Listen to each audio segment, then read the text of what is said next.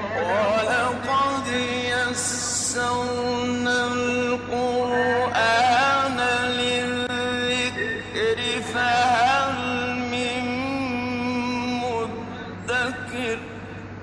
Certainly, we have made the Quran simple for the sake of admonishment. So, is there anyone who will be admonished?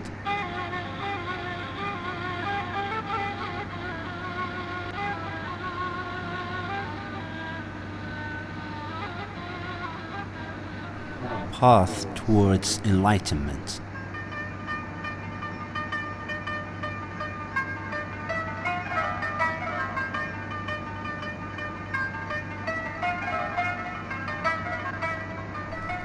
In the name of God, the Compassionate, the Merciful.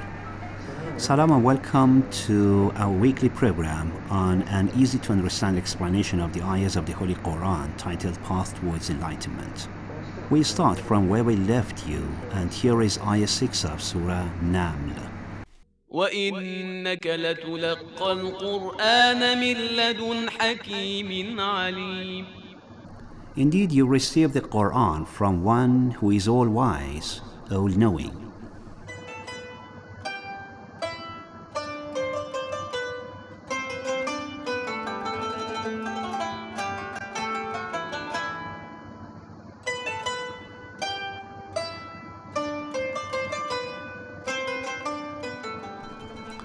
Surah Naml started with glimpses of the glory of the Holy Quran and its role in providing guidance for the faithful in order to make them achieve prosperity in its real virtuous sense during mortal life in this transient world and salvation in afterlife. The opening ayahs also describe the characteristics of the true believers and the fate of those who do not believe in the day of resurrection and judgment. In continuation, this ayah means to say in its address to Prophet Muhammad, blessings of God upon him and his progeny, and through him to the entire mankind, that it is God, the Almighty Creator, who has revealed the Quran and its dynamic injunctions, since nothing is hidden from him, and he is the all-wise and all-knowing. In other words, our loving Creator knows what is good and what is bad for us, and by obeying Him we understand the purpose of life and creation and the philosophy of sending prophets for the guidance of humanity, and how He tested the prophets before entrusting them with the message and the miracles, as would be evident in the next ayahs of this surah. From this ayah we learn that the Holy Quran is the manifestation of divine knowledge which God has revealed to His last and greatest messenger, Prophet Muhammad. And whatever God has permitted or prohibited us is based on celestial wisdom, and there is a philosophy behind everything in this universe, although we, the human beings, are yet to understand many mysteries.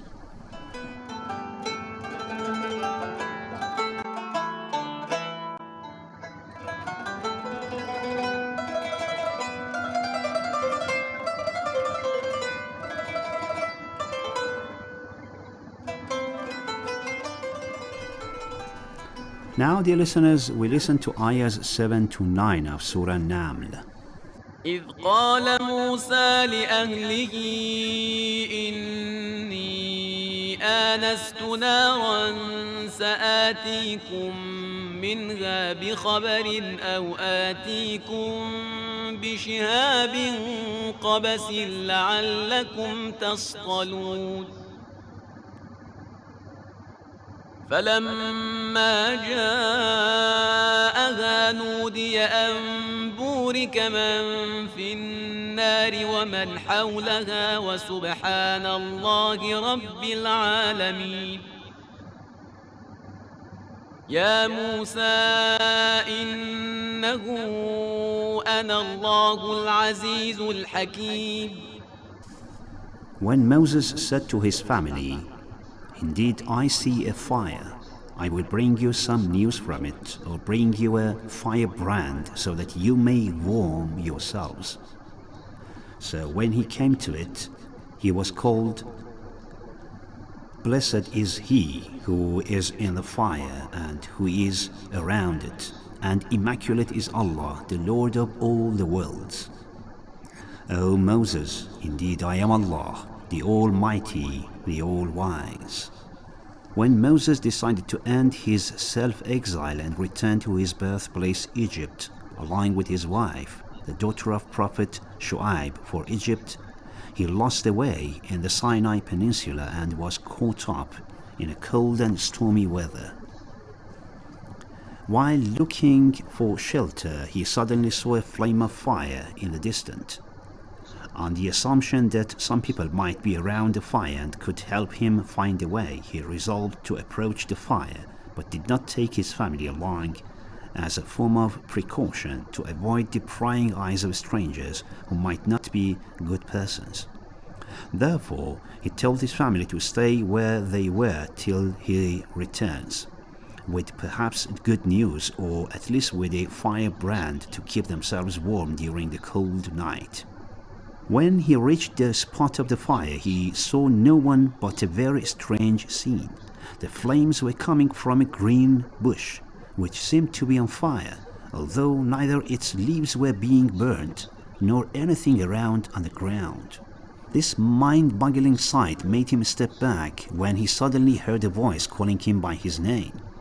It was the majestic voice of the unseen but omnipresent God, who had rescued him while an infant, placed in a box in the river Nile and made him grow in the palace of the Egyptian pharaoh, the very same tyrant who had ordered the killing of all newborn males amongst the Israelites so as to avert the danger to his throne which the soothsayers had predicted.